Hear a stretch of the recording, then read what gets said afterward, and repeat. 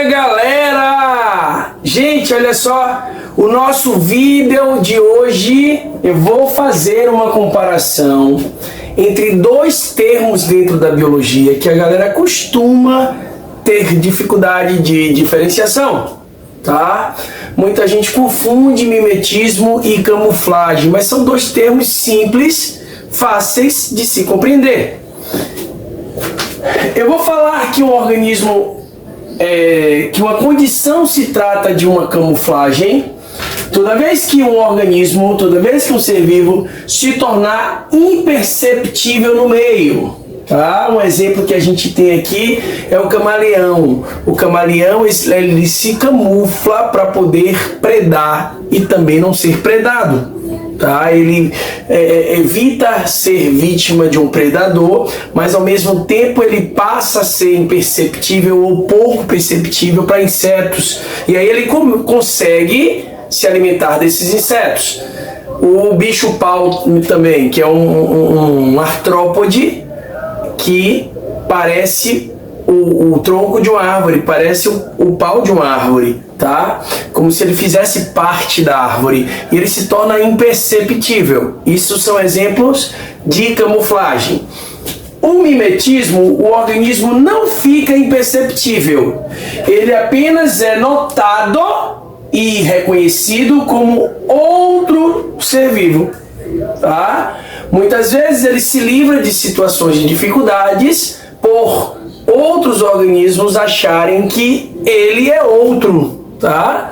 E aí ele fica sendo confundido. Então, camuflagem, o organismo fica imperceptível, mimetismo, o organismo parece com outro, ok? Porém, o mimetismo ele pode ser classificado em três tipos: o mimetismo defensivo, o mimetismo agressivo e o mimetismo reprodutivo, tá? Vamos por parte.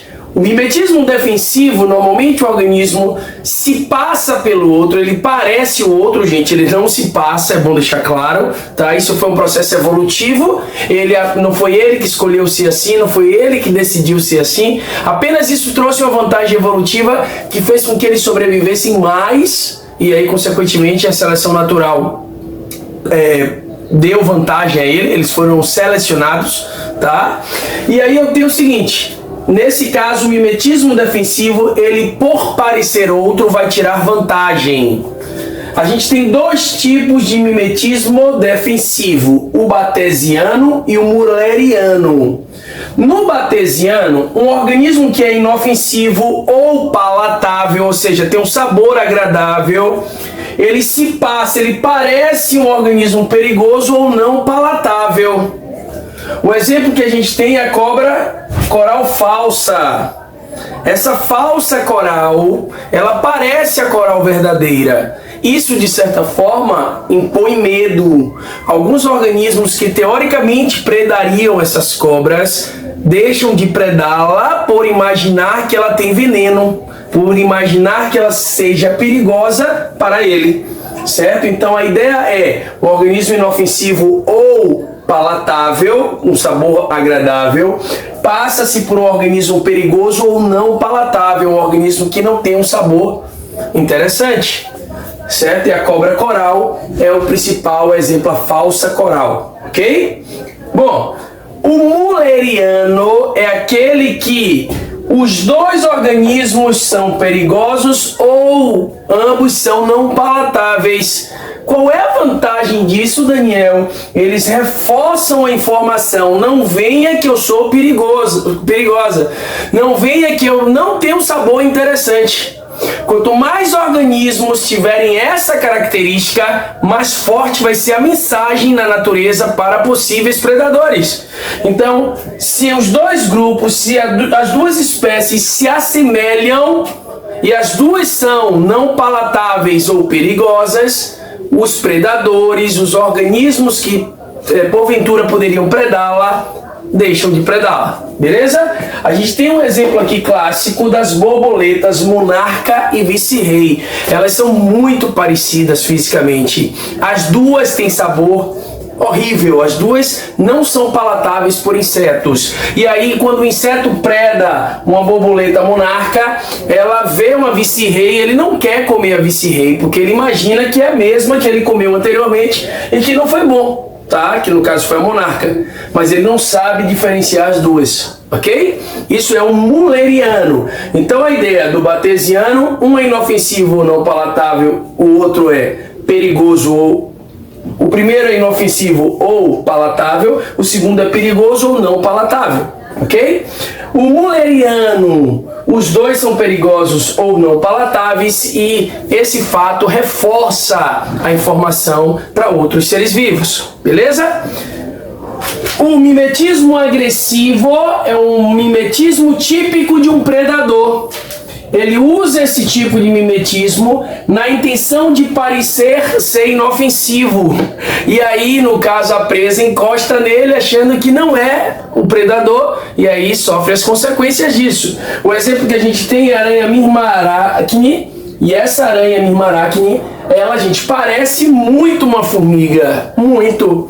Para vários insetos, a formiga é inofensiva. A aranha não. Esses insetos fugiriam da aranha, mas não fogem da formiga. E aí, quando ela encosta, parece uma formiga com 8 patas. A aranha tem 8 patas, tá? As formigas têm 6 patas. Então, parece uma formiga com 8 patas. Como a presa não sabe contar, ela passa despercebida. E aí, a aranha Mirmaracne, certo? Parecendo a formiga, tem maior facilidade para adquirir presas, para adquirir vítimas, para ela poder se alimentar, ok? Esse é o mimetismo agressivo, certo? E por fim, o mimetismo reprodutivo, que ocorre, gente, olha só, toda vez que um organismo se assemelha a outro na intenção ou utiliza esse meio, né, não é intenção, não foi intencional, utiliza-se desse meio, se privilegia desse meio para poder se reproduzir, certo? Um exemplo que a gente tem é a flor de algumas orquídeas. Algumas espécies de orquídeas apresentam flores que se assemelham às fêmeas das abelhas. Olha que coisa fantástica.